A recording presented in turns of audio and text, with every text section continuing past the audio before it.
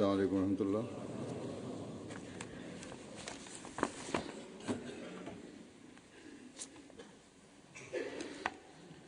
أشهد أن لا إله إلا الله وحده لا شريك له وأشهد أن محمدا عبده ورسوله. أما بعد فأعوذ بالله من الشيطان الرجيم.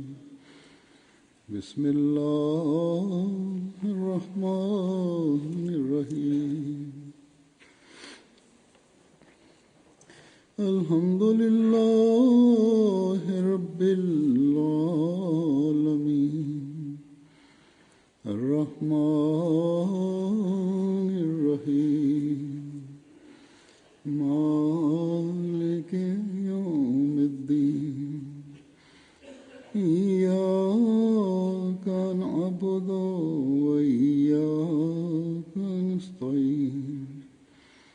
اهدنا الصراط المستقيم صراط الذين أنعمت عليهم غير المغضوب عليهم ولا الضالين.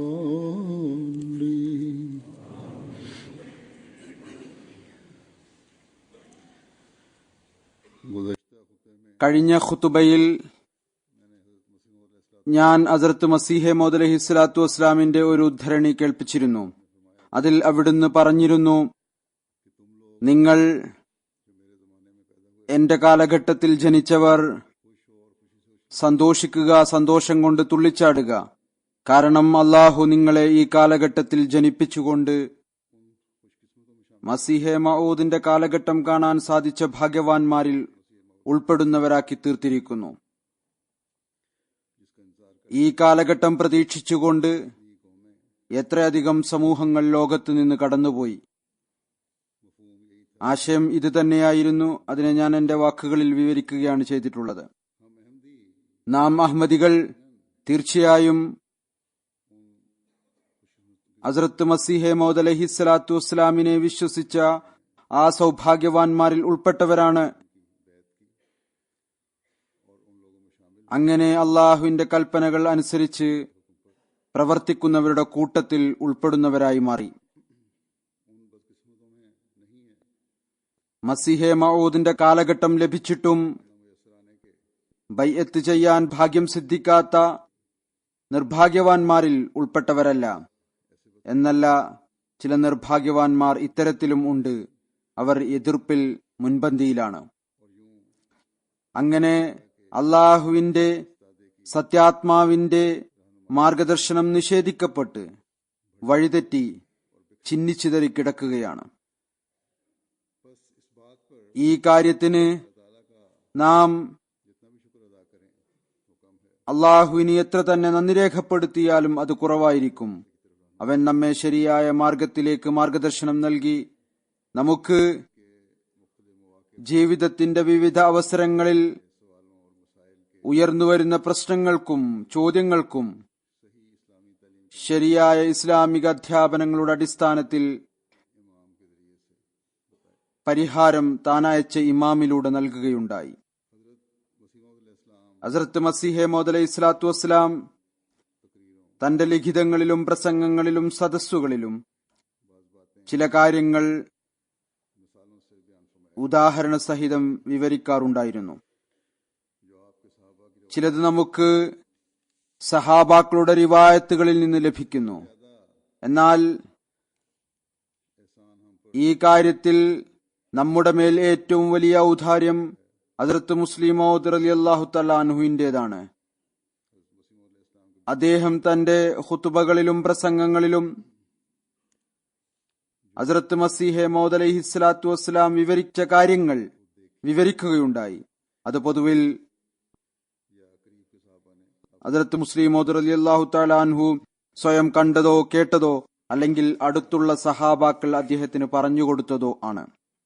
കാരണം ഉദാഹരണങ്ങളിലൂടെ കാര്യങ്ങൾ മനസ്സിലാക്കാൻ എളുപ്പമായിരിക്കും. ഞാൻ കഴിഞ്ഞ കുറച്ചു കാലമായി ഈ കാര്യങ്ങളും റിവായത്തുകളും ഖുതുബകളിൽ വിവരിക്കുന്നു. അത് മുഖേന എനിക്കൊരുപാട് കത്തുകളും വന്നുകൊണ്ടിരിക്കുന്നു.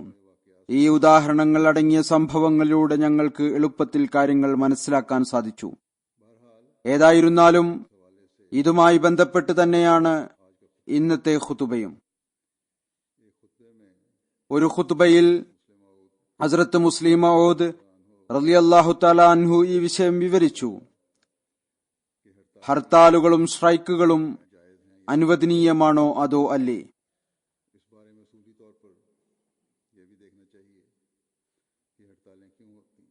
ഈ കാര്യങ്ങളിൽ അടിസ്ഥാനപരമായി ഈ കാര്യം കൂടി നോക്കേണ്ടതാണ്.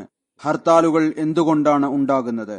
അതിന്റെ അടിസ്ഥാന കാരണം എന്താണ്? അതിതാണ് അവകാശങ്ങൾ നൽകപ്പെടുന്നില്ല. ഭൗതിക വ്യവസ്ഥിതിയിൽ ചിലപ്പോൾ ഉടമസ്ഥർ തൊഴിലാളികളുടെ അവകാശം നൽകുന്നില്ല. പിന്നീട് തൊഴിലാളിക്ക് അവസരം ലഭിക്കുമ്പോൾ ഉടമസ്ഥന്റെ അവകാശവും നിറവേറ്റാറില്ല. ഒരസ്വസ്ഥത ഉണ്ടാകുന്നു. ചിലപ്പോൾ ഭരണകൂടം പൊതുജനങ്ങളുടെ അവകാശം നൽകുകയില്ല. ചിലപ്പോൾ പൊതുജനങ്ങൾ ഭരണകൂടത്തിന്റെ അവകാശം നൽകാറില്ല. ഉടമസ്ഥരും ഭരണകൂടവും അവകാശം നൽകാതിരിക്കുമ്പോൾ വ്യക്തമാണ് ഒരു പ്രതിപ്രവർത്തനം നടക്കും. എന്നാൽ തൊഴിലാളികളും പൊതുജനങ്ങളും അവകാശം നിറവേറ്റുന്നില്ല എങ്കിൽ അവരുടെ മേൽ ഫലപ്രയോഗം ഉണ്ടാകുന്നു.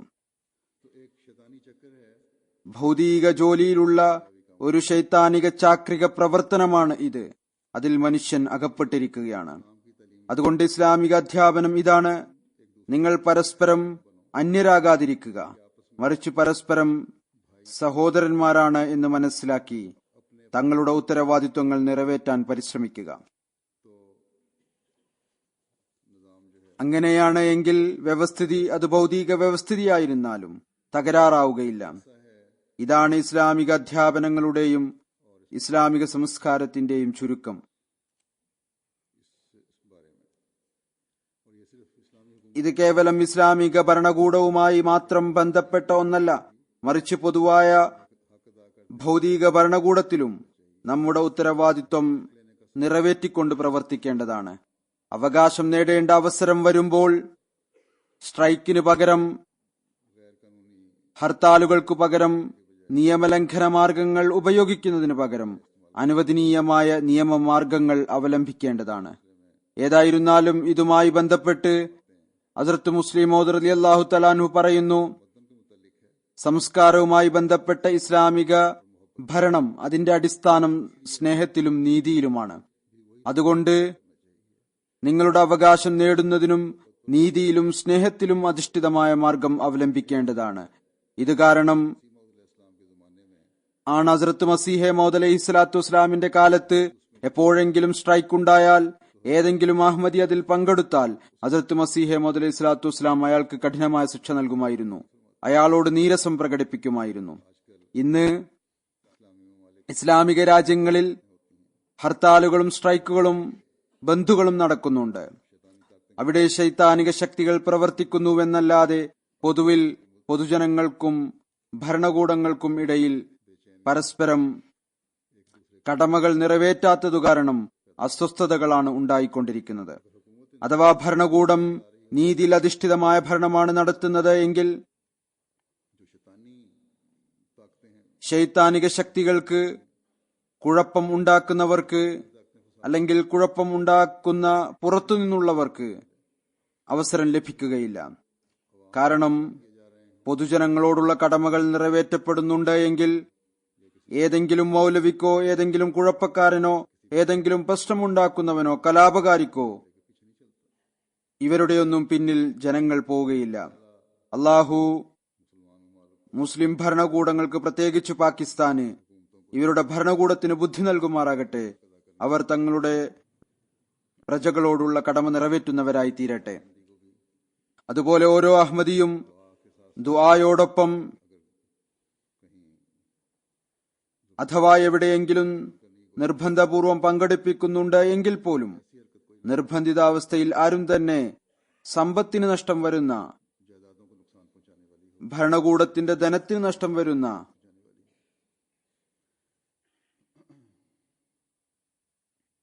ഒരു പ്രവൃത്തിയും ചെയ്യാതിരിക്കുക. ഏതു മനുഷ്യനും ഏതു ജോലിയുമായി ബന്ധപ്പെട്ട ആളാണെങ്കിലും അഥവാ അയാൾ തന്റെ ജോലിയിൽ താൽപര്യം കാണിക്കുന്നുണ്ട് എങ്കിൽ തന്റെ മുഴുവൻ കഴിവുകൾ കൊണ്ടും അത് പൂർത്തിയാക്കാൻ ശ്രമിക്കുന്നു. ഇതൊരടിസ്ഥാന കാര്യമാണ്. ഇത് വിവരിച്ചുകൊണ്ട് ഒരു സ്ഥലത്ത് ഹസ്രത്ത് മുസ്ലിം മൗദ് ഉദാഹരണം നൽകുകയുണ്ടായി. അഥവാ ആരെങ്കിലും സൈനികനോ ജനറലോ അധ്യാപകനോ ജഡ്ജിയോ വക്കീലോ കച്ചവടക്കാരനോ അസംബ്ലിയിലെ സെക്രട്ടറിയോ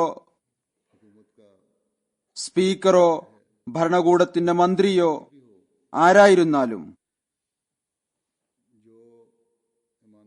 ആരാണോ വിശ്വസ്തയോടുകൂടി ജോലി ചെയ്യുന്നത്, ഹൃദയം കൊണ്ട് ജോലി ചെയ്യുന്നത്, സമയം നൽകുന്നത്, വൈകുന്നേരം തളർന്നിരിക്കുന്നു. എന്നിട്ട് പറയുന്നു, മുഴുവൻ ദിവസത്തെയും തിരക്കും ജോലിഭാരവും നമ്മുടെ നടുവൊടിച്ചു കളഞ്ഞിരിക്കുന്നു. എന്നാൽ നാം റസൂൽ തിരുമേനി സല്ലല്ലാഹു അലൈഹി വസല്ലമയെ നോക്കുമ്പോൾ അവിടുന്ന് നമുക്ക് കാണിച്ചു തന്നിരിക്കുന്ന മാതൃക എന്താണ്? റസൂൽ തിരുമേനി സല്ലല്ലാഹു അലൈഹി വസല്ലമയുടെ മാതൃക ഇതാണ്. ഈ എല്ലാ ജോലികളും ലോകത്തിലെ വിവിധ വകുപ്പുകളുമായി ബന്ധപ്പെട്ട ആളുകൾ ചെയ്യുന്നു. എന്നാൽ ഈ ജോലികൾ എല്ലാം റസൂൽ തിരുമേനി സല്ലല്ലാഹു അലൈഹി വസല്ലം എല്ലാവരെക്കാളും ഉന്നതമായ നിലയിൽ ചെയ്തതായി കാണാൻ സാധിക്കും. അവിടുന്ന് ജഡ്ജിയായിരുന്നു, അവിടുന്ന് അധ്യാപകനുമായിരുന്നു, അങ്ങ് മറ്റു ഭരണപരമായ നിർബന്ധ കടമകളും ചെയ്യുമായിരുന്നു. കാരണം ഭരണകൂടത്തിന്റെ തലവനായിരുന്നു. നിയമം നടപ്പിൽ വരുത്തുമായിരുന്നു, നിയമത്തിന്റെ വിശദീകരണം നൽകുമായിരുന്നു. എന്നാൽ അതോടൊപ്പം തന്നെ അവിടുന്ന് വീട്ടിലെ ജോലികളും ചെയ്യുമായിരുന്നു, ഭാര്യമാരെ സഹായിക്കുമായിരുന്നു. അവിടുന്ന് ഒരിക്കൽ പോലും ഞാൻ വളരെ തിരക്ക് പിടിച്ച ഒരു മനുഷ്യനാണ്, അതുകൊണ്ട് വീട്ടിൽ നിന്നെ സഹായിക്കാൻ സാധ്യമല്ല എന്ന് പറഞ്ഞിട്ടില്ല. ഇതിനെ അല്പം വിശദീകരിച്ചുകൊണ്ട് ഹദ്റത്ത് മുസ്ലിം മൗദ് പറയുന്നു, നോക്കൂ, റസൂൽ കരീം സല്ലല്ലാഹു അലൈഹി വസല്ലം തന്റെ ഭാര്യമാരോടുള്ള കടമകളും നിറവേറ്റുമായിരുന്നു. ഇത്ര ശ്രദ്ധയോടുകൂടി നിറവേറ്റുമായിരുന്നു. ഓരോ ഭാര്യയും വിചാരിച്ചിരുന്നത്, ഞാനാണ് അങ്ങയുടെ ശ്രദ്ധയിൽ ഏറ്റവും കൂടുതലായിട്ടുള്ളത്.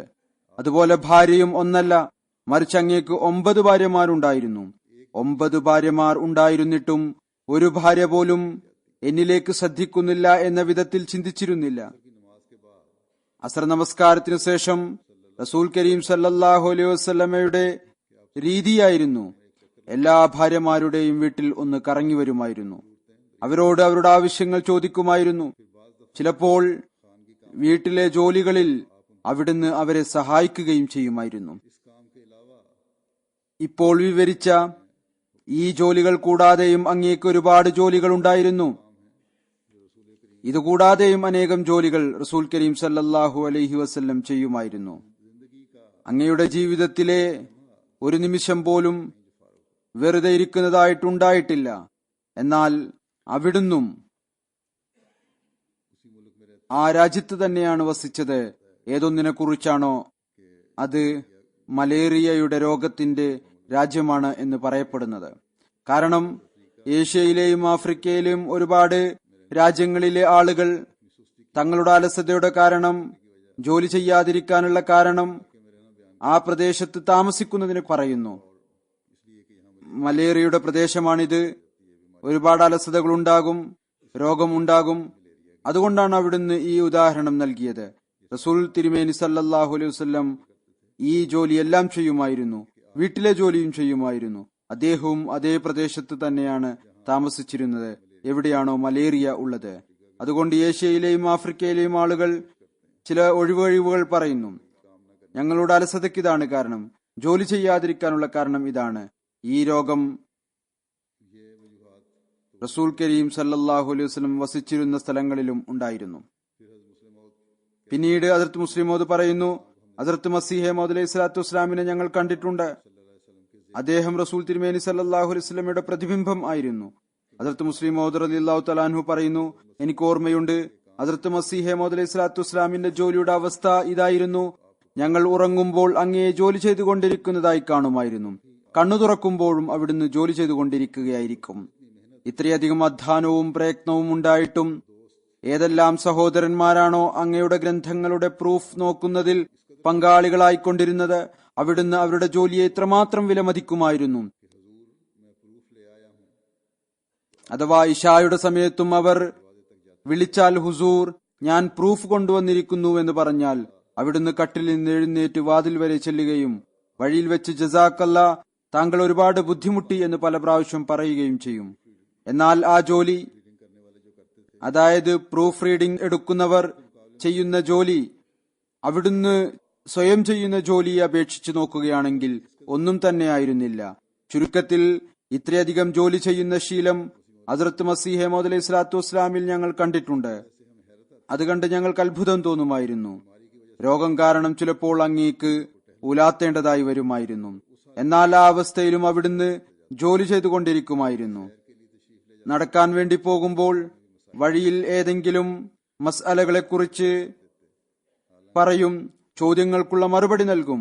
മസീഹ് മൗഊദ് അലൈഹി സ്വലാത്തു വസ്സലാമും ഇതേ മലേറിയയുള്ള പ്രദേശത്ത് ജീവിക്കുന്ന ആളായിരുന്നു. ഹദ്റത്ത് മുസ്ലിം മൗഊദ് പറയുകയാണ്, നാം നമ്മുടെ അലസതയെ നമ്മുടെ രോഗങ്ങളിലേക്ക് ചേർത്ത് പറയരുത്. അതാണ് നാം ചെയ്യുന്നത്. അതുകൊണ്ട് അലസത കാണിക്കുന്ന ആളുകൾ ഈ കാരണം കൊണ്ട് തങ്ങളുടെ നിർബന്ധ കടമകളിൽ വീഴ്ച വരുത്തുന്നു. അവർക്ക് ശരീരത്തെ ബാധിക്കുന്ന മലേറിയ അല്ല, മറിച്ച് ഹൃദയത്തിന്റെ മലേറിയ ആണ്. അഥവാ അവർ തങ്ങൾ അധ്വാനിക്കണമെന്ന് തീരുമാനിച്ചാൽ എല്ലാ അലസതയും ദൂരീകരിക്കപ്പെടും. ഇപ്പോൾ മലേറിയ ബാധിച്ച പ്രദേശങ്ങൾ അവിടെ നിൽക്കട്ടെ, ഇവിടെയും യൂറോപ്പിൽ അത്തരം സ്ഥലങ്ങളിൽ നിന്ന് വന്ന് താമസിക്കുന്നവർ, അവരിലും അത്തരക്കാർ ഒരുപാട് പേർ ഉണ്ട്. അവർ വീടുകളിൽ മുഴുവൻ സമയവും വെറുതെ ഇരിക്കുന്നവരോ TV കാണുന്നവരോ ആണ്. അല്ലെങ്കിൽ ഭാര്യമാരുമായി കലഹിച്ചുകൊണ്ടിരിക്കുന്നവരാണ്.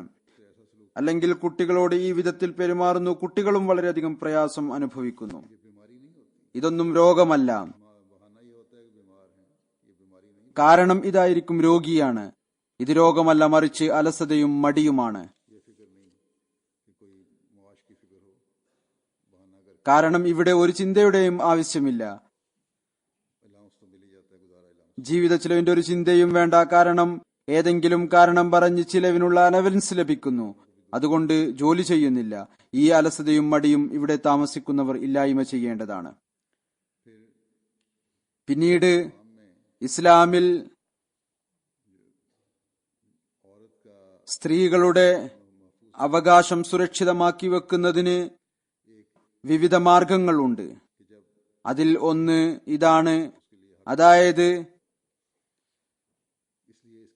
അവളുടെ വിവാഹം നടക്കുമ്പോൾ അവൾക്ക് ഹക്ക് മഹർ നിശ്ചയിക്കപ്പെട്ടിരിക്കുന്നു. അതുകൊണ്ട് അത് നൽകേണ്ടതാണ്. ചിലർ വിചാരിക്കുന്നു തലാഖിന്റെയോ വേർപെടലിന്റെയോ അവസരത്തിൽ മാത്രം ഹക്ക് മഹർ നൽകിയാൽ മതി. എന്നാൽ ഈ തുക, അതായത് ഹക്ക് മഹറിന്റെ ലക്ഷ്യം എന്താണ്? ഹക്ക് മഹറിന്റെ ലക്ഷ്യം ഈ തുക സ്ത്രീയുടെ കൈവശം ഉണ്ടാവുകയും ചിലപ്പോൾ അവൾക്ക് എന്തെങ്കിലും ആവശ്യം വന്നാൽ, പ്രത്യേകിച്ച് എന്തെങ്കിലും ചിലവുകൾ അവൾക്ക് വന്നാൽ, അത് അവൾക്ക് ഭർത്താവിനോട് ചോദിക്കാൻ വൈമനസ്യമുണ്ടാകും എങ്കിൽ, ലജ്ജ തോന്നുമെങ്കിൽ അതിൽ നിന്ന് അവൾക്ക് ചിലവ് ചെയ്യാൻ സാധിക്കും. അല്ലെങ്കിൽ ചില സമയത്ത് അത്തരം ആവശ്യമുണ്ടാകും. ആ അവസരത്തിൽ ഒരുപക്ഷെ ഭർത്താവിനും അത് പൂർത്തിയാക്കാൻ സാധിക്കുകയില്ല. ആ അവസരത്തിൽ അഥവാ സ്ത്രീയുടെ കയ്യിൽ എന്തെങ്കിലും ഉണ്ടായാൽ മാത്രമേ അത് അവൾക്ക് പൂർത്തിയാക്കാൻ സാധിക്കുകയുള്ളൂ. അഥവാ ഹക്ക് മഹർ നൽകുന്നില്ല എങ്കിൽ ഈ രണ്ട് കാര്യങ്ങളും മറ്റനേകം കാര്യങ്ങളും പൂർത്തിയാക്കാൻ സാധിക്കുകയില്ല. ഉദാഹരണമായി, ആരെയെങ്കിലും സഹായിക്കണമെന്നുണ്ട് എങ്കിൽ, ഏതെങ്കിലും ബന്ധുവിനെ സഹായിക്കണമെന്നുണ്ട് എങ്കിൽ, ഭർത്താവിനോടത് പറയാൻ ആഗ്രഹിക്കുന്നില്ല എങ്കിൽ അവരുടെ കയ്യിൽ എന്തെങ്കിലും ഒരു തുക ഉണ്ടായിരിക്കേണ്ടതാണ്. സ്വന്തം തന്റെ ആവശ്യത്തിനോ പെട്ടെന്നുള്ള ആവശ്യത്തിനോ തന്റെ ഇഷ്ടത്തിനനുസരിച്ചോ ചിലവ് ചെയ്യാൻ എന്തെങ്കിലും തുക ഉണ്ടായിരിക്കേണ്ടതാണ്. ചില ഭർത്താക്കന്മാർ ഹക്ക് മഹറിന്റെ കാര്യം അവിടെ നിൽക്കട്ടെ, സ്ത്രീകൾ അവർ സ്വയം സമ്പാദിക്കുന്നത്, അതിലും അവർ വിലക്കുകൾ ഏർപ്പെടുത്തുന്നു. നീ എന്നോട് ചോദിക്കാതെ ചിലവ് ചെയ്യാൻ പാടില്ല, അല്ലെങ്കിൽ ഈ എല്ലാ വരുമാനവും എനിക്ക് തരിക, അതിൽ നിന്ന് ഇത്ര ഭാഗം എന്റെ പക്കൽ വരേണ്ടതാണ്, എന്റെ ബാങ്ക് അക്കൗണ്ടിൽ വരേണ്ടതാണ്. ഇത് പൂർണ്ണമായും നിഷിദ്ധമായ കാര്യമാണ്. അതുപോലെ തന്നെ ചില ദരിദ്ര കുടുംബങ്ങളിൽ, ചില സ്ഥലങ്ങളിൽ ഇതും ഒരു ആചാരമാണ്. ദരിദ്ര രാജ്യങ്ങളിൽ മാതാപിതാക്കൾ വിവാഹ സമയത്ത് പെൺകുട്ടിയുടെ ഭർത്താവിൽ നിന്നോ ബന്ധുക്കളിൽ നിന്നോ സ്വയം ഹക്ക് മഹർ വാങ്ങുന്നു. പെൺകുട്ടിക്ക് ഒന്നും നൽകുകയില്ല. അവളുടേത് ശൂന്യമായ കൈകളായിരിക്കും. ഇതും തെറ്റായ കാര്യമാണ്. ഇത് പെൺകുട്ടികളെ വിൽക്കുന്നതിന് തുല്യമായ കാര്യമാണ്. ഇതിനെ ഇസ്ലാം ശക്തമായി എതിർക്കുന്നു. അതുപോലെ തന്നെ ചില സമയത്ത് സ്ത്രീകൾ തങ്ങളുടെ ഭർത്താക്കന്മാർക്ക് ഹക്ക് മഹർ മാപ്പാക്കി നൽകുകയും ചെയ്യുന്നു. എന്നാൽ ഇതിനും ചില നിബന്ധനകൾ ഉണ്ട്. അവരുടെ കൈകളിൽ നൽകി അവരോട് ചോദിക്കണം എന്നല്ല. ഹസ്രത്ത് ഉമർ റളിയല്ലാഹു തആല അൻഹു അതുപോലെ മറ്റു ചില ഇമാമിയങ്ങളുടെയും മഹാത്മാക്കളുടെയും വിധി ഇതാണ്: സ്ത്രീകൾക്ക് ഹക്ക് മഹർ നൽകുകയും പിന്നീട് അവൾ ഒരു വർഷം അത് തന്റെ പക്കൽ സൂക്ഷിക്കുകയും പിന്നീട് വേണമെങ്കിൽ ഭർത്താവിന് തിരിച്ചു നൽകാം. സ്വന്തം കൈകാര്യത്തിൽ കൊണ്ടുവന്നതിന് ശേഷം മാപ്പാക്കി തിരിച്ചു നൽകാൻ ആഗ്രഹിക്കുന്നുവെങ്കിൽ നൽകാവുന്നതാണ്. ഹദ്റത്ത് മുസ്ലിം മൗഊദ് അത്തരത്തിലുള്ള ഹക്ക് മഹർ മാപ്പാക്കിയ ഒരു സംഭവം വിവരിക്കുന്നു. ഹദ്റത്ത് മസീഹ് മൗഊദ് അലൈഹി സ്വലാത്തു വസ്സലാമിന്റെ ഒരു സഹാബിയുടേതാണ്. ഹദ്റത്ത് ഹക്കീം ഫസലുദ്ദീൻ സാഹിബ് നമ്മുടെ ജമാഅത്തിൽ അസ്സാബിഖൂനൽ അവ്വലൂനിൽ ഉൾപ്പെട്ട ആളാണ്. അദ്ദേഹത്തിന് 2 ഭാര്യമാരുണ്ടായിരുന്നു. ഒരു ദിവസം ഹദ്റത്ത് മസീഹ് മൗഊദ് അലൈഹി സ്വലാത്തു വസ്സലാം പറഞ്ഞു, മഹർ ശരീഅത്ത് കൽപ്പനയാണ്, നിർബന്ധമായും സ്ത്രീകൾക്ക് നൽകേണ്ടതാണ്. ഇത് കേട്ടപ്പോൾ ഹക്കീം സാഹിബ് പറഞ്ഞു, എന്റെ ഭാര്യമാർ എനിക്ക് മാപ്പാക്കി നൽകിയിരിക്കുന്നു. ഹദ്റത്ത് സാഹിബ് ചോദിച്ചു, താങ്കൾ അവരുടെ കൈകളിൽ നൽകിയാണോ മാപ്പാക്കിയത്? പറഞ്ഞു, അല്ല, ഹുസൂർ വെറുതെ പറഞ്ഞതാണ്. അങ്ങനെ അവർ മാപ്പാക്കി നൽകുകയും ചെയ്തു. ഹദ്റത്ത് സാഹിബ് പറഞ്ഞു, ആദ്യം താങ്കൾ അവരുടെ മടിത്തട്ടിൽ ഇട്ടുകൊടുക്കുക, പിന്നീട് അത് മാപ്പാക്കി വാങ്ങുക. ഇതും താഴേക്കിടയിലുള്ള ഒരു സ്ഥാനമാണ്. യഥാർത്ഥ കാര്യം ഇതാണ്: സമ്പത്ത് ഏറ്റവും ചുരുങ്ങിയത് സ്ത്രീയുടെ പക്കൽ 1 വർഷം ഇരിക്കേണ്ടതാണ്.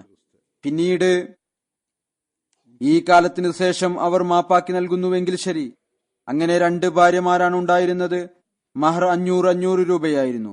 ഹക്കീം സാഹിബ് എവിടെ നിന്നോ കടം വാങ്ങി 500 രൂപ വെച്ച് അവർക്ക് നൽകി. പിന്നീട് പറഞ്ഞു, നിങ്ങൾക്ക് ഓർമ്മയില്ലേ, നിങ്ങൾ നിങ്ങളുടെ മഹർ എനിക്ക് മാപ്പാക്കി നൽകിയിട്ടുണ്ട്, അതുകൊണ്ട് ഇനി എനിക്കത് തിരിച്ചു നൽകിയാലും.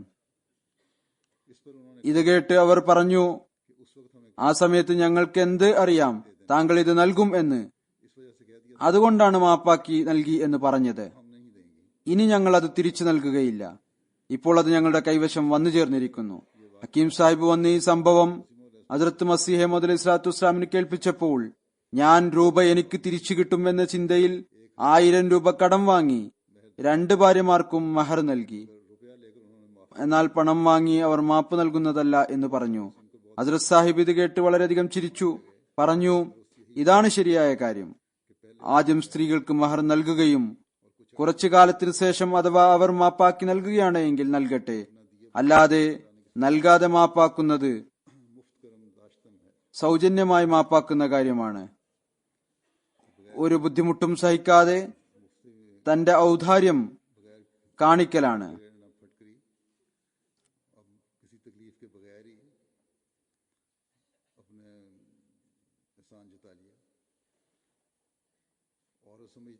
സ്ത്രീകൾ വിചാരിക്കുന്നത് ഇയാൾ മഹർ നൽകിയിട്ടില്ല, നൽകുകയും ചെയ്യുകയില്ല, അതുകൊണ്ട് മാപ്പാക്കി നൽകാം. അതൊരു സൗജന്യമായ ഔദാര്യമാണ്. എന്നാൽ സ്ത്രീകൾക്ക് മഹർ ലഭിച്ചു കഴിഞ്ഞാൽ പിന്നീട് അവർ സന്തോഷപൂർവ്വം നൽകുകയാണെങ്കിൽ ശരി. അല്ല എങ്കിൽ അവരുടെ മഹർ 10 ലക്ഷം രൂപയാണെങ്കിലും അവൾക്കത് ലഭിച്ചില്ല എങ്കിൽ അവൾ അത് നൽകും. കാരണം അവൾക്കറിയാം, ഞാൻ എന്റെ പോക്കറ്റിൽ നിന്നൊന്നും എടുത്തു നൽകേണ്ടതില്ല, കേവലം ഒരു വാക്ക് ചിലവാക്കൽ മാത്രമാണ്, അതിൽ എന്ത് കുഴപ്പമാണുള്ളത്? അതുകൊണ്ട് സ്ത്രീകളെ കൊണ്ട് മാപ്പ് ചെയ്യിപ്പിക്കുന്നതിന് മുമ്പ് അവർക്ക് മഹർ നൽകേണ്ടത് നിർബന്ധമാണ്. അഥവാ ഈ മഹർ അവർക്ക് അവരുടെ ആവശ്യത്തെക്കുറിച്ചുള്ള ബോധം ഇല്ലാത്ത സമയത്താണ് നൽകുന്നതെങ്കിൽ ചിലപ്പോൾ സ്ത്രീകൾക്ക് അവരുടെ ആവശ്യത്തെക്കുറിച്ച് ബോധം തന്നെ ഉണ്ടായിരിക്കുകയില്ല.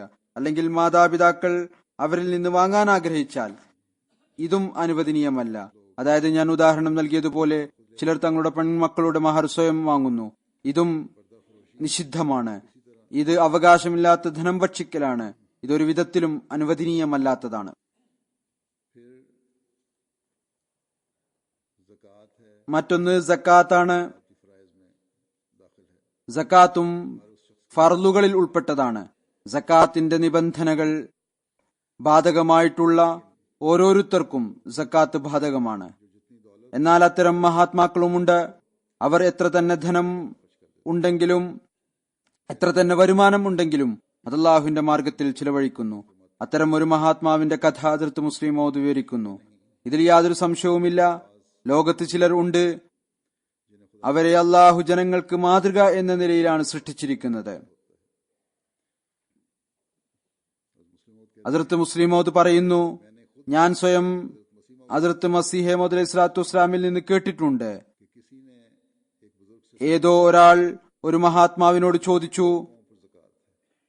എത്ര തുകക്കാണ് സക്കാത്ത് ഉള്ളത്? അദ്ദേഹം മറുപടി പറഞ്ഞു, നിങ്ങളെ സംബന്ധിച്ചിടത്തോളം മസ്അല ഇതാണ്, നിങ്ങൾ 40 രൂപക്ക് 1 രൂപ സക്കാത്തായി നൽകുക. അയാൾ പറഞ്ഞു, താങ്കൾ നിങ്ങൾക്ക് എന്ന വാക്ക് പറഞ്ഞതിന്റെ ഉദ്ദേശം എന്താണ്? സക്കാത്തിന്റെ മസ്അല ഓരോരുത്തർക്കും മാറിക്കൊണ്ടിരിക്കുമോ? അദ്ദേഹം പറഞ്ഞു, അതെ, നിങ്ങളുടെ പക്കൽ 40 രൂപ ഉണ്ട് എങ്കിൽ അതിൽ നിന്ന് 1 രൂപ സക്കാത്ത് നൽകേണ്ടത് നിങ്ങൾക്ക് നിർബന്ധമാണ്. എന്നാൽ എന്റെ പക്കൽ 40 രൂപയുണ്ട് എങ്കിൽ എനിക്ക് 41 രൂപ നൽകേണ്ടത് നിർബന്ധ കടമയാണ്. കാരണം നിങ്ങളുടെ സ്ഥാനം ഇതാണ്. അള്ളാഹു പറയുന്നു, നിങ്ങൾ സമ്പാദിക്കുകയും ഭക്ഷിക്കുകയും ചെയ്യുക. എന്നാൽ എനിക്ക് ഈ ഒരു സ്ഥാനം നൽകപ്പെട്ടിരിക്കുന്നു.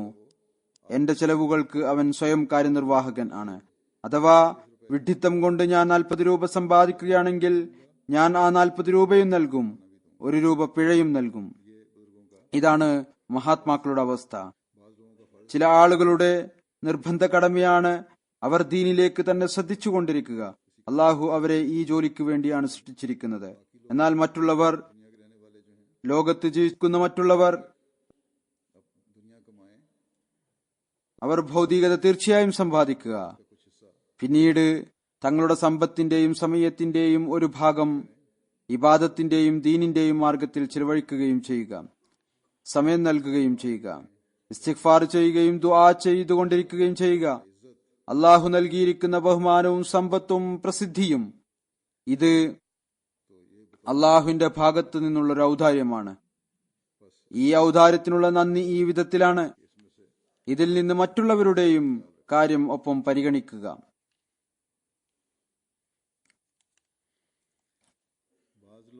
ചില ആളുകൾ, അവരുടെ ചിന്ത കൂടുതൽ കച്ചവടാത്മകമായിരിക്കും, അല്ലെങ്കിൽ അനുകരണം എന്ന നിലയിൽ ജമാഅത്തി രീതികൾക്ക് എതിരായിട്ടുള്ള കാര്യങ്ങൾ ചെയ്യുന്നു.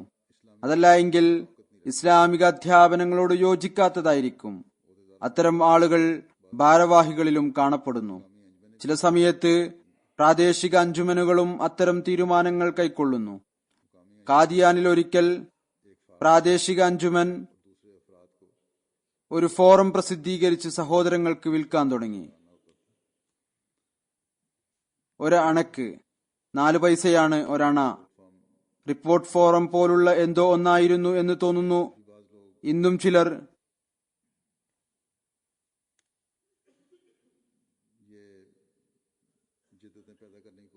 ഇത്തരത്തിലുള്ള പുതിയ കാര്യങ്ങൾ ഉണ്ടാക്കാൻ ശ്രമിച്ചുകൊണ്ടിരിക്കുന്നു. തങ്ങളുടെ രീതിയെ മറന്നുപോകുന്നു. ഏതായിരുന്നാലും അത് ഏതു വിധത്തിലാണ് ഹദ്റത്ത് മുസ്ലിം മൗഊദ് റളിയല്ലാഹു തആല അൻഹു വിവരിച്ചത്, അവർക്ക് കാര്യങ്ങൾ മനസ്സിലാക്കി കൊടുത്തത്, അത് ഞാൻ വിവരിക്കാം. അവിടുന്ന് പറഞ്ഞു, ഞാൻ ജമാഅത്ത് അംഗങ്ങളെ ഉപദേശിക്കുന്നു, അവർ അവരുടെ എല്ലാ പ്രവർത്തനങ്ങളിലും ശരീഅത്തിനെ പിൻപറ്റുക, ഹദ്റത്ത് മുഹമ്മദ് മുസ്തഫ സല്ലല്ലാഹു അലൈഹി വസല്ലമയെ പിന്തുടരുക, ഹദ്റത്ത് മസീഹ് മൗഊദ് അലൈഹി സ്വലാത്തു വസ്സലാമിനെ പിൻപറ്റുക. ഏതാനും ദിവസങ്ങൾക്ക് മുമ്പ് എനിക്കൊരു പേപ്പർ കാണിച്ചു തന്നു. ഞാൻ ഇത്രമാത്രമാണ് കണ്ടത്. ആ പേപ്പറിൽ ഫോമുകളിലും മറ്റും ഉള്ളതുപോലുള്ള കോളങ്ങൾ ഉണ്ടായിരുന്നു. എന്നാൽ പറഞ്ഞു തന്ന ആൾ പറഞ്ഞു തന്നു, ഇതൊരു അണക്കാണ് വിൽക്കപ്പെടുന്നത്. നമ്മുടെ ലോക്കൽ അഞ്ചുമനാണ് ഇത് കണ്ടെത്തിയിരിക്കുന്നത് എന്ന് അറിയാൻ സാധിച്ചു. അവർ സർക്കാരിന്റെ സ്റ്റാമ്പ് കണ്ടപ്പോൾ ചിന്തിച്ചു, നമുക്കും ഒരു പേപ്പർ ഉണ്ടാക്കി അതിന് കുറച്ച് വില നിശ്ചയിക്കാം. ഒരു ചൊല്ലുണ്ട്, കാക്ക അരയന്നത്തിന്റെ രീതി അനുകരിച്ചു, അവസാനം തന്റെ സ്വന്തം രീതി മറന്നുപോയി. എനിക്കിതൊരിക്കലും പറയാൻ സാധ്യമല്ല. എന്നാൽ ഞാൻ ഇത് പറയും, അരയന്നം കാക്കയുടെ രീതി അവലംബിച്ചു, അവസാനം സ്വന്തം രീതി മറന്നുപോയി. നമുക്ക് ഭൗതിക ഗവൺമെന്റുകളുമായി എന്ത് ബന്ധമാണുള്ളത്? നാം അവരെ അനുകരിക്കാൻ. ഹദ്റത്ത് മുഹമ്മദ് സല്ലല്ലാഹു അലൈഹി വസല്ലമയും ഹദ്റത്ത് മസീഹ് മൗഊദ് അലൈഹി സ്വലാത്തു വസ്സലാമും ഇത്തരത്തിലുള്ള ഫോമുകൾ ഒരിക്കലും ഉണ്ടാക്കിയിട്ടില്ല. അതുപോലെ എതിരാളികൾക്ക് അനാവശ്യമായി ആരോപണം ഉന്നയിക്കാൻ അവസരം നൽകുന്നത് എന്തു ബുദ്ധിയാണ്? ഇത്തരം കാര്യങ്ങളുടെ ഫലമായാണ് എതിരാളികൾക്ക് ആക്ഷേപത്തിനുള്ള അവസരം കിട്ടുന്നത്. അവർ പറയുന്നു, ഇവരെന്താണ് ഉണ്ടാക്കുന്നത് എന്നറിയില്ല. ചെയ്യുന്നവർ ആരെങ്കിലും ആയിരിക്കും, ദുഷ്പേര് ജമാഅത്തിനായിരിക്കും. ലോക്കൽ കമ്മിറ്റിക്കാരുടെ ഉദാഹരണം ഈ വിധത്തിലാണ്. അവിടുന്ന് ഉദാഹരണം നൽകുന്നു, ഗുർദാസ്പൂരിൽ ഒരു വൃദ്ധനായ ആളുണ്ടായിരുന്നു. നീണ്ട രൂപമായിരുന്നു, വലിയ താടി ഉണ്ടായിരുന്നു. ഹർജി എഴുതുന്ന ആളോ പകർത്തി എഴുതുന്ന ആളോ ആയിരുന്നു. അദ്ദേഹത്തിന്റെ രീതിയായിരുന്നു, ഏതെങ്കിലും ഒരു സുഹൃത്തിനെ ദൂരെ നിന്ന് കണ്ടാൽ അസ്സലാമു അലൈക്കും എന്ന് പറയുന്നതിന് പകരം അല്ലാഹു അക്ബർ അല്ലാഹു അക്ബർ എന്ന് പറയും. അടുത്തെത്തിയാൽ അവരുടെ ചൂണ്ടുവിരൽ പിടിച്ച് അല്ലാഹു അക്ബർ എന്ന് പറയാൻ തുടങ്ങും. കൂടെ തുള്ളുകയും ചെയ്യും. ഹദ്റത്ത് മസീഹ് മൗഊദ് അലൈഹി സ്വലാത്തു വസ്സലാമിന്റെ അടുത്ത് എപ്പോഴും കാണാനായി വരുമായിരുന്നു. അദ്ദേഹത്തിനും നമ്മുടെ ലോക്കൽ കമ്മിറ്റിയുടെ പ്രസിഡന്റിനെ പോലെ അനുകരണത്തിൽ താല്പര്യമുണ്ടായിരുന്നു. അനുകരണത്തിനുള്ള ഉദാഹരണം നൽകുകയാണ്. ആളുകളെ അനുകരിച്ചുകൊണ്ട് ചില ആളുകൾ ചിലപ്പോൾ തെറ്റായ പ്രവൃത്തി ചെയ്യുന്നു. അദ്ദേഹത്തിന് അനുകരണത്തിലുള്ള താല്പര്യമുണ്ടായിരുന്നു. ആ പാവം ദിവസവും ഫയലുകളുടെ പേര് കേൾക്കുമായിരുന്നു. കോടതിയിൽ ഹർജി എഴുതുന്ന ആളായിരുന്നു.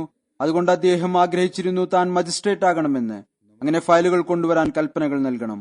എന്നാൽ ഈ ദുരാഗ്രഹം പൂർത്തിയാകുമായിരുന്നില്ല. അതുകൊണ്ട് അദ്ദേഹം വീട്ടിൽ ഒരു രീതി കണ്ടുപിടിച്ചു. ഉപ്പിന്റെ ഒരു ഫയൽ ഉണ്ടാക്കി, നെയ്യിന്റെ ഒരു ഫയൽ ഉണ്ടാക്കി, മുളകിന്റെ ഒരു ഫയൽ ഉണ്ടാക്കി, ഇന്ധനത്തിന്റെ ഒരു ഫയൽ ഉണ്ടാക്കി. എന്നിട്ട് ഓഫീസ് കഴിഞ്ഞ് തിരിച്ചു വന്നാൽ ഒരു കുടം മറിച്ചിട്ട് അതിനു മുകളിൽ ഇരിക്കും. ഭാര്യ ഉപ്പ് വേണമെന്ന് പറയുമ്പോൾ ഭാര്യയെ നോക്കി പറയും, റീഡർ ഇന്ന ഫയൽ കൊണ്ടുവന്നാലും ഭാര്യ ഫയൽ കൊണ്ടുവരും. അത് വായിച്ച് അല്പം ചിന്തിക്കും. എന്നിട്ട് പറയും, ശരി, ഇതിൽ നമ്മുടെ കൽപ്പന പ്രകാരം ഇത്ര ഉപ്പ് നൽകപ്പെട്ടു എന്ന് രേഖപ്പെടുത്തിയാലും. ഒരു ദിവസം ഈ പാവത്തിന്റെ നിർഭാഗ്യം എന്ന് പറയാം, കോടതിയിൽ നിന്ന് ഏതാനും ഫയലുകൾ മോഷ്ടിക്കപ്പെട്ടു. അന്വേഷണം ആരംഭിച്ചു. അപ്പോൾ അയാളുടെ ഒരു അയൽവാസി പറഞ്ഞു, സർക്കാർ എനിക്ക് സമ്മാനം നൽകിയാൽ ഞാൻ ഫയലുകൾ എവിടെയാണ് എന്ന് പറയാം. അയാളോട് പറഞ്ഞു, ശരി, പറഞ്ഞു തന്നാലും. അയാൾക്ക് ദിവസവും അയൽവാസിയുടെ വീട്ടിൽ നിന്ന് ഫയലുകളെ കുറിച്ച് കേൾക്കാൻ സാധിച്ചിരുന്നു. അതുകൊണ്ട് ആൾ ഉടനെ ആ വൃദ്ധന്റെ പേര് പറഞ്ഞു. അങ്ങനെ പോലീസ് മുഴുവൻ സാധന സാമഗ്രികളുമായി അയാളുടെ വീടിനു ചുറ്റും അണിനിരന്നു റെയ്ഡ് നടത്തി. എന്നാൽ ഫയലുകൾ ലഭിച്ചപ്പോൾ ചിലത് ഉപ്പിന്റെ ഫയലായിരുന്നു, ചിലത് മുളകിന്റെ ഫയലായിരുന്നു, ചിലത് നെയ്യിന്റെ ഫയലായിരുന്നു. ഹദ്റത്ത് മുസ്ലിം മൗഊദ് പറയുകയാണ്, ഇതേ ദൃശ്യമാണ് ഞാൻ ഇവിടെയും കാണുന്നത്. നമ്മുടെ സഹോദരങ്ങൾ പാശ്ചാത്യ കാര്യങ്ങൾ വളരെ നല്ലതാണ് എന്ന് കരുതി അതിനെ അനുകരിക്കാൻ തുടങ്ങുന്നു. അതിന്റെ ആവശ്യം എന്താണ് എന്ന് നോക്കുന്നില്ല. ഇവിടെ ഏതെങ്കിലും ഒരു ഫോമോ അതിന്റെ വിലയുടെയോ പ്രശ്നമല്ല, ഒരടിസ്ഥാന കാര്യമാണ്. നമ്മുടെ അധ്യാപനങ്ങൾക്കും രീതികൾക്കും എതിരായിട്ടുള്ളൊരു കാര്യമാണ്. എങ്കിൽ അതിൽ നിന്ന് നാം രക്ഷപ്പെടുന്നതിനു വേണ്ടി പരിശ്രമിക്കേണ്ടതാണ്.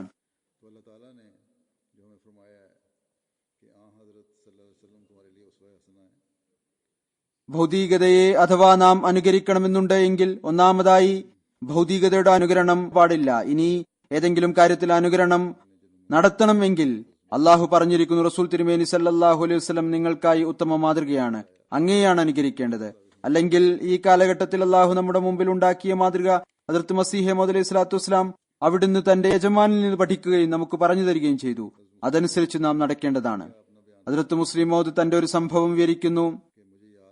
എനിക്ക് ഓർമ്മയുണ്ട്, ഹദ്റത്ത് മസീഹ് മൗഊദ് അലൈഹി സ്വലാത്തു വസ്സലാമിന്റെ ജീവിതത്തിലെ അവസാനത്തെ വർഷമായിരുന്നു അതോ അങ്ങേക്ക് ശേഷം ഒന്നാം ഖിലാഫത്ത് കാലഘട്ടത്തിന്റെ ആരംഭവുമായിരുന്നു. ഏതായിരുന്നാലും കാലാവസ്ഥയിലുള്ള ചൂട് കാരണം, അല്ലെങ്കിൽ എനിക്ക് അത്താഴത്തിന്റെ നേരത്ത് വെള്ളം കുടിക്കാൻ സാധിച്ചിരുന്നില്ല. എനിക്കൊരു നോമ്പിൽ കഠിനമായ ദാഹം അനുഭവപ്പെട്ടു. ഞാൻ ബോധരഹിതനായി തീരും എന്ന് ഞാൻ ഭയപ്പെട്ടു. സൂര്യൻ അസ്തമിക്കാൻ 1 മണിക്കൂർ അപ്പോഴും ബാക്കിയുണ്ടായിരുന്നു. ഞാൻ അവശനായി ഒരു കട്ടിലിൽ വീണു. ഞാൻ സ്വപ്നത്തിൽ കാണുകയുണ്ടായി, ആരോ എന്റെ വായിൽ വെറ്റില വെച്ച് തന്നിരിക്കുന്നു. ഞാൻ അത് നുണഞ്ഞപ്പോൾ എന്റെ മുഴുവൻ ദാഹവും ഇല്ലാതായി. അങ്ങനെ ആ അവസ്ഥ ഇല്ലാതായപ്പോൾ എനിക്കറിയാൻ സാധിച്ചു, ദാഹത്തിന്റെ അടയാളം പോലും അവശേഷിച്ചിരുന്നില്ല. അള്ളാഹു ഈ വിധത്തിൽ എന്റെ ദാഹം ശമിപ്പിച്ചു. ദാഹം ശമിച്ചപ്പോൾ വെള്ളം കുടിക്കേണ്ട ഒരു ആവശ്യവും ഉണ്ടായിരുന്നില്ല. ആവശ്യം ദാഹം ഉള്ളപ്പോഴാണല്ലോ ഉണ്ടായിരുന്നത്. ഉദ്ദേശം ഇത്രമാത്രമാണ്, ആവശ്യം പൂർത്തിയാകണം. ആവശ്യമായ വസ്തു നൽകിക്കൊണ്ടാണെങ്കിലും അതിന്റെ ആഗ്രഹം തന്നെ ഇല്ലാതാക്കിക്കൊണ്ടാണെങ്കിലും ഒന്നുകിൽ ആ സാധനം നൽകുക, അതല്ലെങ്കിൽ അതിന്റെ ആഗ്രഹം തന്നെ ഇല്ലാതാവുക. ഹദ്റത്ത് മസീഹ് മൗഊദ് അലൈഹി സ്വലാത്തു വസ്സലാമിന് ഒരാൾ എഴുതി, ഇന്ന സ്ത്രീയുമായി എന്റെ നിക്കാഹ് നടക്കാനായി ദുആ ചെയ്താലും അവിടുന്ന് പറഞ്ഞു, ഞാൻ ദുആ ചെയ്യാം, എന്നാൽ നിക്കാഹിന്റെ ഒരു നിബന്ധനയും ഇല്ല.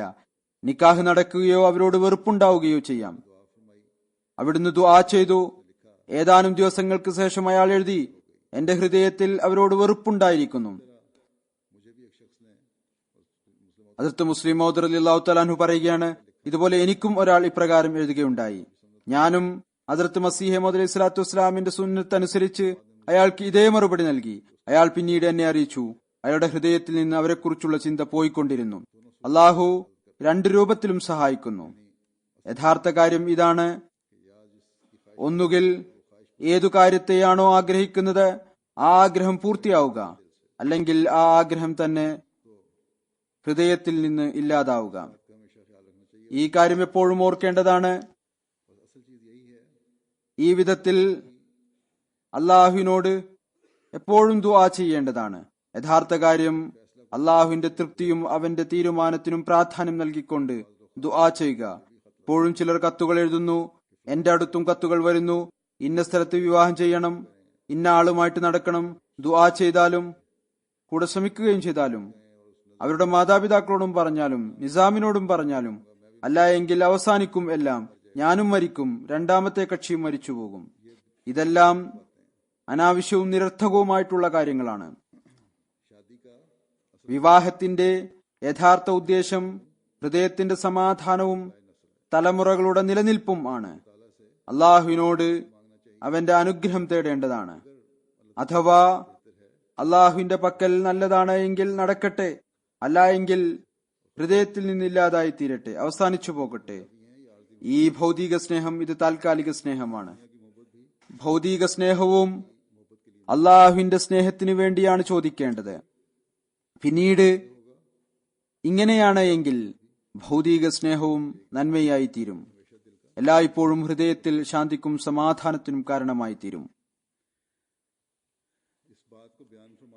ഈ കാര്യങ്ങൾ വിവരിച്ചുകൊണ്ട്, അതായത് ലോകത്തിലെ ഒരു വസ്തുവും അതിന്റെ അസ്തിത്വത്തിൽ നഷ്ടമുണ്ടാക്കുന്നതല്ല എന്നതിനെക്കുറിച്ച് ഹദ്റത്ത് മുസ്ലിം മൗഊദ് പറയുന്നു. കുച്ല എന്നൊരു വസ്തുവുണ്ട്, അതും ഒരു വിഷമാണ്. അത് കഴിക്കുന്നതിലൂടെ ഒരുപാട് ആളുകൾ മരിക്കുന്നു. എന്നാൽ ലക്ഷക്കണക്കിന് മനുഷ്യർ ഇത് മുഖേന രക്ഷപ്പെടുകയും ചെയ്യുന്നു. കാരണം ഇത് ചികിത്സയ്ക്ക് വേണ്ടി ഉപയോഗിക്കുകയാണ്. അതുപോലെ വളരെ നാശകാരിയായ വസ്തു അഫീം ആണ്.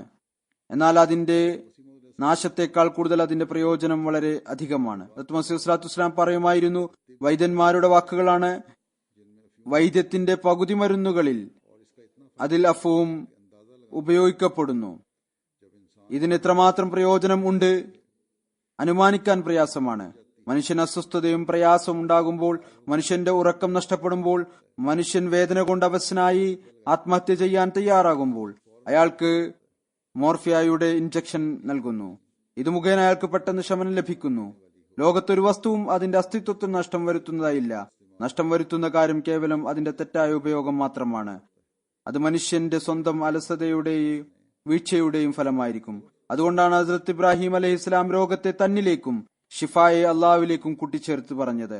എന്നാൽ നമ്മുടെ രാജ്യത്തെ ഒരു മുസ്ലിം അള്ളാഹുവിൽ വിശ്വസിച്ചുകൊണ്ട് ഏതെങ്കിലും ഒരു ജോലിയിൽ പരാജിതനായാൽ അയാൾ പറയും, ഞാൻ മുഴുവൻ ശക്തിയും ചെലുത്തിയിരുന്നു, എന്നാൽ അള്ളാഹു എന്നെ പരാജയപ്പെടുത്തി. അഥവാ അയാൾ നല്ലതിനെ തന്നിലേക്കും ചീത്തയെ അള്ളാഹുവിലേക്കും കൂട്ടിച്ചേർത്ത് പറയുന്നു.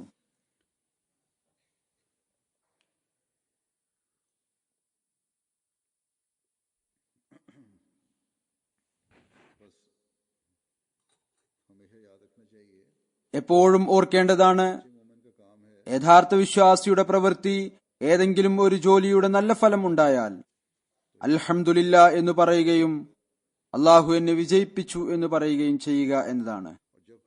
മോശമായ ഫലം ഉണ്ടായാൽ ഇന്നാ ലില്ലാഹി വ ഇന്നാ ഇലൈഹി റാജിഊൻ പറയുക. എന്നിട്ട് ഞാൻ എന്റെ അലസത കാരണം പരാജയപ്പെട്ടു എന്ന് പറയുകയും ചെയ്യുക. അള്ളാഹുവിൽ നിന്ന് അനുഗ്രഹം അവർക്കായിരിക്കും ലഭിക്കുക. ആരാണോ വീഴ്ചകളെ തന്നിലേക്ക് കൂട്ടിച്ചേർത്ത് പറയുകയും വിജയത്തിൽ അൽഹംദുലില്ലാ എന്ന് പറയുകയും ചെയ്യുന്നത്. അങ്ങനെ പറയുന്നവരിൽ അള്ളാഹു കാരുണ്യം ചൊരിയുന്നു. കാരുണ്യം ചൊരിഞ്ഞുകൊണ്ട് അവൻ പറയുന്നു, എന്റെ ദാസൻ വിജയം എന്നിലേക്ക് ചേർത്ത് പറഞ്ഞിരിക്കുന്നു, അതുകൊണ്ട് ഞാൻ അവന് കൂടുതൽ വിജയങ്ങൾ നൽകുന്നതായിരിക്കും.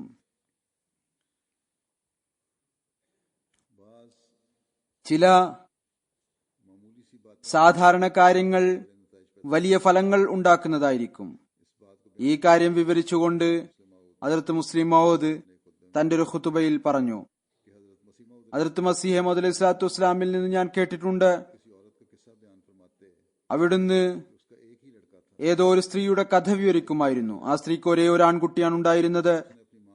അവൻ യുദ്ധത്തിന് പുറപ്പെട്ടപ്പോൾ അവൻ തന്റെ മാതാവിനോട് ചോദിച്ചു, താങ്കൾ എനിക്ക് അഥവാ ഞാൻ തിരിച്ചു വരികയാണെങ്കിൽ താങ്കൾക്ക് സമ്മാനമായി കൊണ്ടുവരാൻ പറ്റുന്ന ഏതെങ്കിലും ഒരു സാധനം പറഞ്ഞു തന്നാലും താങ്കൾ അത് കണ്ടു സന്തോഷിക്കണം.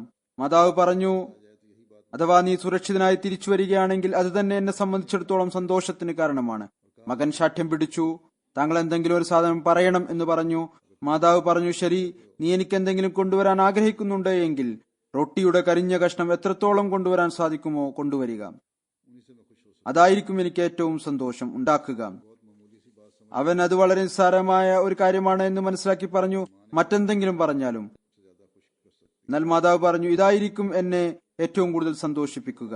അങ്ങനെ അവൻ പോയി, അവൻ എവിടെയാണെങ്കിലും റൊട്ടി പാകം ചെയ്യുമ്പോൾ അതിനെ അറിഞ്ഞുകൊണ്ട് കരിയിച്ചു കളയുകയും കരിഞ്ഞ കഷ്ണങ്ങൾ കൂടുതൽ സംഭരിക്കുന്നതിനു വേണ്ടി റൊട്ടിയുടെ ഒരു ഭാഗം സ്വയം ഭക്ഷിക്കുകയും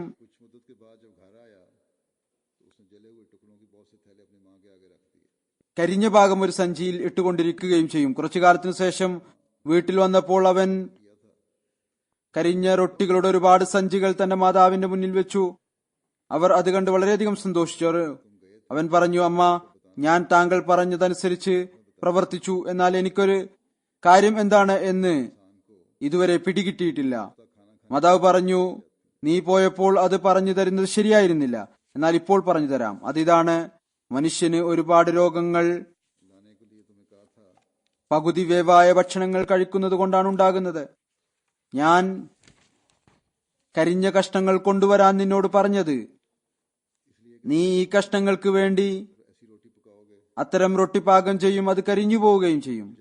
അങ്ങനെ നീ കരിഞ്ഞ റൊട്ടി മാറ്റിവെക്കുകയും ബാക്കിയുള്ളവ കഴിക്കുകയും ചെയ്യും. അങ്ങനെ നിന്റെ ആരോഗ്യം നല്ല നിലയിൽ നിലനിൽക്കും. അങ്ങനെ തന്നെ സംഭവിക്കുകയും ചെയ്തു. പ്രത്യക്ഷത്തിൽ ഒരു ചെറിയ കാര്യമാണ്.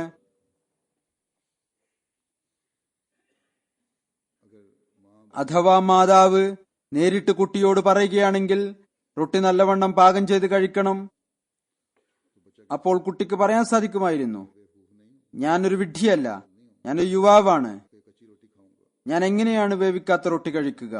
എന്നാൽ ഞാൻ ഈ കാലഘട്ടത്തിലും കണ്ടിട്ടുണ്ട്, അധികം ആളുകളും ഈ വിഡ്ഢിത്തം ചെയ്തുകൊണ്ടിരിക്കുന്നു. അവർ പച്ചറൊട്ടി വളരെ താല്പര്യത്തോടു കൂടി കഴിക്കുന്നു. ഏതായാലും മാതാവിന്റെ ഈ കാര്യം ആ കുട്ടിയെ ആരോഗ്യത്തോടെ വെക്കുന്നതിന് കാരണമായി തീർന്നു. മുസ്ലിം അത് പറയുകയാണ്, ഈ ഒരാമുഖം ഞാൻ വിവരിക്കാനുള്ള കാരണം തന്റെ ഒരു ഖുത്ബയിൽ ഒരു പ്രശ്നം വിവരിക്കുകയായിരുന്നു. ദുആ സ്വീകരിക്കുന്ന കാര്യത്തിലും ചിലർ വിചാരിക്കുന്നു ഇതെല്ലാം ചെറിയ ചെറിയ കാര്യങ്ങളാണ് വിവരിച്ചുകൊണ്ടിരിക്കുന്നത്. ഈ കാര്യങ്ങളെല്ലാം ഞങ്ങൾക്ക് മുമ്പ് തന്നെ അറിയാവുന്നതാണ്, എന്നാൽ അറിഞ്ഞിട്ടും അതനുസരിച്ച് പ്രവർത്തിക്കാറില്ല. അള്ളാഹു പറയുന്നു, ദുആ സ്വീകരിക്കപ്പെടുന്നതിനായി അടിസ്ഥാനപരമായി 2 കാര്യങ്ങളുണ്ട്, അതോർത്തിരിക്കേണ്ടതാണ്. ഫല്യസ്തജീബൂലി,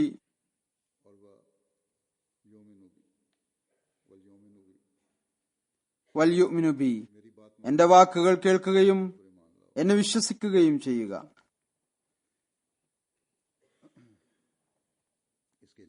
ഇതുകൂടാതെയും ഒരുപാട് കാര്യങ്ങൾ ഉണ്ട്. ഏതായിരുന്നാലും ഈ രണ്ട് കാര്യങ്ങൾ വിശുദ്ധ ഖുർആനിൽ വന്നിട്ടുള്ളതാണ്. ആളുകൾ പറയുന്നു ഞങ്ങൾക്കറിയാം, എന്നാൽ അതനുസരിച്ച് പ്രവർത്തിക്കാറില്ല. ഒരുപാട് ആളുകൾ എഴുതുകയും ചെയ്യുന്നു, ഞങ്ങൾ ഒരുപാട് ദുആ ചെയ്തു, എന്നാൽ അല്ലാഹു ദുആ ഒന്നും സ്വീകരിച്ചില്ല. ഇത് അല്ലാഹുവിന്റെ പേരിലുള്ള ഒരു ആരോപണമാണ്. യഥാർത്ഥത്തിൽ ഇത് വിശ്വാസത്തിലുള്ള ബലഹീനതയുമാണ്. കുറച്ചു കാലമായി ഒരാൾ എന്റെ അടുത്ത് വന്നു പറഞ്ഞു, ഞാൻ ഒരുപാട് ദുആ ചെയ്തു, പക്ഷേ എന്റെ ദുആ സ്വീകരിക്കപ്പെട്ടില്ല. എന്താണ് കാരണം? ഞാൻ അദ്ദേഹത്തോട് ഇതാണ് പറഞ്ഞത്. അള്ളാഹു പറയുന്നു, ഫൽയസ്തജീബുലി, എന്റെ കൽപ്പനകൾ അനുസരിച്ച് നടക്കുക. താങ്കൾ അള്ളാഹുവിന്റെ എല്ലാ കൽപ്പനകളും അനുസരിച്ച് നടക്കുന്നുണ്ടോ? പറഞ്ഞു, ഇല്ല. അപ്പോൾ ആദ്യം നാം നമ്മുടെ അവസ്ഥകൾ നോക്കേണ്ടതാണ്. നാം എത്രത്തോളം പ്രവർത്തിക്കുന്നുണ്ട്. അതുപോലെ യുഅ്മിനു ബി എന്നതനുസരിച്ചും പ്രവർത്തിക്കേണ്ടതാണ്. കാരണം ദുആ സ്വീകരിക്കപ്പെട്ടിട്ടില്ല എങ്കിൽ നമ്മുടെ ചിന്ത ദുആ സ്വീകരിക്കപ്പെട്ടില്ല എന്ന നിലയിലാകുന്നു. കാരണം പ്രത്യക്ഷമായ നിലയിൽ പൂർത്തിയാക്കപ്പെട്ടിട്ടില്ല. ഈമാൻ എന്നത് ഹസ്രത്ത് ഇബ്രാഹിം അലൈഹിസ്സലാം പോലുള്ളതാണ് വേണ്ടത്. അതിനെക്കുറിച്ച് മുമ്പ് പരാമർശിച്ചിട്ടുണ്ട്. തങ്ങളുടെ ബലഹീനത തങ്ങളിലേക്ക് കൂട്ടിച്ചേർത്ത് പറയുക, വിജയം അള്ളാഹുലേക്ക് കൂട്ടിച്ചേർത്ത് പറയുക. പിന്നീട് അള്ളാഹു പറയുന്നു, ഇതാണ് അവസ്ഥയെങ്കിൽ എന്റെ ദാസൻ എന്നിൽ നിന്ന് ഈ പ്രതീക്ഷ വെക്കുന്നു, ഞാൻ അവന്റെ ദുആ സ്വീകരിക്കുകയും അങ്ങനെയെങ്കിൽ അള്ളാഹു ദുആ സ്വീകരിക്കുകയും ചെയ്യുന്നു. അള്ളാഹു നമുക്ക് അവന്റെ കൽപ്പനകൾ അനുസരിച്ച് പ്രവർത്തിക്കാനുള്ള തൗഫീഖ് നൽകുമാറാകട്ടെ. നമ്മുടെ ഈമാനും ദൃഢമാക്കി തീർക്കട്ടെ. നമ്മുടെ ദുആകൾക്കും സ്വീകാര്യതയുടെ സ്ഥാനം നൽകുമാറാകട്ടെ. നമസ്കാരത്തിന് ശേഷം ഞാനൊരു ജനാസ ഗായിബ് നമസ്കരിപ്പിക്കുന്നതായിരിക്കും. അത് സയ്യദ് അസദുൽ ഇസ്ലാം ഷാ സാഹിബ് ഗ്ലാസ്ഗോയുടേതാണ്. ഇദ്ദേഹം സയ്യദ് നഈം ഷാ സാഹിബിന്റെ മകനാണ്. ഈ ആൺകുട്ടിയുടെ പിതാവും പിതാമഹനും പഴയ കുടുംബക്കാരാണ്, സേവനം ചെയ്യുന്നവരാണ്. 24 മാർച്ച് 2016 40-ാം വയസ്സിൽ ഒരു പ്രശ്നക്കാരന്റെ ആക്രമണത്തിൽ വഫാത്തായി. ഇന്നാ ലില്ലാഹി വ ഇന്നാ ഇലൈഹി റാജിഊൻ. മാർച്ച് 24 ഗ്ലാസ്ഗോയിൽ തന്റെ കടക്ക് മുന്നിൽ ഗുരുതരമായ പരിക്കിന്റെ അവസ്ഥയിൽ കാണപ്പെട്ടു. അവിടെ നിന്ന് അദ്ദേഹത്തെ ഹോസ്പിറ്റലിലേക്ക് കൊണ്ടുപോയി. എന്നാൽ അതിനു മുമ്പ് തന്നെ മരണം സംഭവിച്ചിരുന്നു. അഹമ്മദിയായത് കാരണം ഇദ്ദേഹത്തെ ഷഹീദാക്കുകയുണ്ടായി. ഇദ്ദേഹം ജീവൻ ത്യാഗം ചെയ്യുകയുണ്ടായി. ഏതായാലും ഷഹാദത്തിന്റെ സ്ഥാനം കൈവരിച്ചു. പ്രസ്സും ഭരണകൂടത്തിന്റെ ഓഫീസുകളും വളരെയധികം ഖേദം പ്രകടിപ്പിച്ചു. ഈ തീവ്രവാദികളെ തടയുക എന്നത് ഇവിടുത്തെ ഭരണകൂടത്തിന്റെയും ജോലിയാണ്. അല്ല എങ്കിൽ മൗലവിമാർക്ക് ഇവിടെയും തുറന്ന അവധി നൽകിയാൽ ഈ രാജ്യത്തും അതേ കുഴപ്പവും പ്രശ്നവും അവർ ഉണ്ടാക്കും. ഏതൊന്നാണോ മറ്റു മുസ്ലിം രാജ്യങ്ങളിൽ അവർ ഉണ്ടാക്കിയിരിക്കുന്നത്. 1974 ഫെബ്രുവരിയിൽ റബോയിലാണ് ജനിച്ചത്. FSC വിദ്യാഭ്യാസം നുസ്രത് ജഹാൻ അക്കാഡമിയിൽ നിന്ന് അദ്ദേഹം നേടി. 1998 ഇദ്ദേഹം ഗ്ലാസ്ഗോയിൽ വന്നു. തന്റെ പിതാവിനോടൊപ്പം കച്ചവടത്തിൽ പങ്കാളിയായി വസിയത്ത് ചെയ്തിരുന്നു. സ്ഥിരമായി ചന്തയിൽ നൽകുമായിരുന്നു. ഖുദ്ദാമുൽ അഹമ്മദിയയുടെ റിപ്പോർട്ട് അനുസരിച്ച് ഇദ്ദേഹം ഖുദ്ദാമുൽ അഹമ്മദിയയിലും അംഗമായിരുന്നു. നമസ്കാരത്തിൽ പങ്കെടുക്കുകയും ചന്ത നൽകുകയും ചെയ്യുമായിരുന്നു. ജുമാ നമസ്കാരത്തിന് വേണ്ടിയും സ്ഥിരമായി വരുമായിരുന്നു. അദ്ദേഹം അധികം ഇജ്തിമാക്കും പങ്കെടുക്കുകയും ചെയ്തിട്ടുണ്ടായിരുന്നു. അസദ് ഷാ സാഹിബ് മർഹൂം ഡോക്ടർ നസീറുദ്ദീൻ സാഹിബ് ഖമർ പെൻഷനർ സദർ അഞ്ജുമൻ അഹമ്മദിയ ഖാദിയാന്റെ മരുമകനായിരുന്നു. കുറച്ചു കാലമായി ഇദ്ദേഹത്തിന് ചില മാനസിക രോഗങ്ങൾ ഉണ്ടായിരുന്നു. അത് കാരണം കുറച്ച് ബുദ്ധിമുട്ടുണ്ടായിരുന്നു. എന്നാൽ റീജൻ അമീർ സാഹിബ് പറയുന്നു, ഞാൻ അവസാനമായി ഇദ്ദേഹവുമായി മുലാഖാത്ത് ചെയ്തപ്പോൾ ഇദ്ദേഹം എല്ലായ്പ്പോഴും ഖിലാഫത്തുമായുള്ള ബന്ധം പ്രഖ്യാപിക്കുകയുണ്ടായി. ചില ആളുകൾക്ക് ഈ ഒരു തെറ്റിദ്ധാരണയുണ്ട്, ഇദ്ദേഹം ഒരുപക്ഷെ ജമാഅത്ത് ഉപേക്ഷിച്ചു പോയിരുന്നു. അങ്ങനെയല്ല, അദ്ദേഹം അഹമ്മദിയായിരുന്നു. അഹമ്മദിയായത് കാരണമാണ് ഷഹീദാക്കപ്പെട്ടത്. അവസാനം വരെ സ്ഥിരമായി ഖുദ്ദാമുൽ അഹമ്മദിയായുടെയും ജമാഅത്തിന്റെയും പ്രോഗ്രാമുകളിൽ പങ്കെടുക്കുമായിരുന്നു. ഷംസുദ്ദീൻ സാഹിബ് കബാബീറിലെ മുബല്ലിഗാണ് എഴുതുന്നു, അസദ് സാഹിബിന്റെ ഭാര്യ തയ്യിബ സാഹിബ ഖാദിയാൻകാരിയാണ്. ഷംസുദ്ദീൻ സാഹിബിന്റെ ഭാര്യ ഇവരുടെ പിതൃ സഹോദരപുത്രിയാണ്. പറയുന്നു, ഏതാനും വർഷം മുമ്പ് 2 പ്രാവശ്യം വിനീതന് അവരുടെ വീട്ടിൽ പോകുവാനുള്ള സന്ദർഭം ഉണ്ടായി. ഒരു ദിവസം താമസിക്കാനുള്ള അവസരം ലഭിച്ചു. 2 പ്രാവശ്യവും അദ്ദേഹം ഈ വിനീതനോട് ജമാഅത്തിന്റെയും തബ്ലീഗിന്റെയും കാര്യങ്ങൾ ചോദിച്ചു. ഇതുകൂടാതെ മറ്റു വിധത്തിലുള്ള ഒരു ഭൗതിക കാര്യത്തെക്കുറിച്ചും ചോദിച്ചിരുന്നില്ല. 2 രാത്രിയും ഞാൻ അദ്ദേഹത്തെ തഹജ്ജുദിൽ മുഴുകിയിരിക്കുന്നതായി കണ്ടു. അള്ളാഹു ഇദ്ദേഹത്തോടും മഗ്ഫിറത്തോടും കാരുണ്യത്തോടും കൂടി പെരുമാറട്ടെ. ഇദ്ദേഹത്തിന്റെ ബന്ധുക്കൾക്കും മാതാപിതാക്കൾക്കും ഭാര്യയ്ക്കും സഹനവും സമാധാനവും പ്രദാനം ചെയ്യുമാറാകട്ടെ. നമസ്കാരത്തിന് ശേഷം ഞാൻ പറഞ്ഞതുപോലെ ഇദ്ദേഹത്തിന്റെ ജനാസ ഗായിബ് നമസ്കരിക്കുന്നതായിരിക്കും.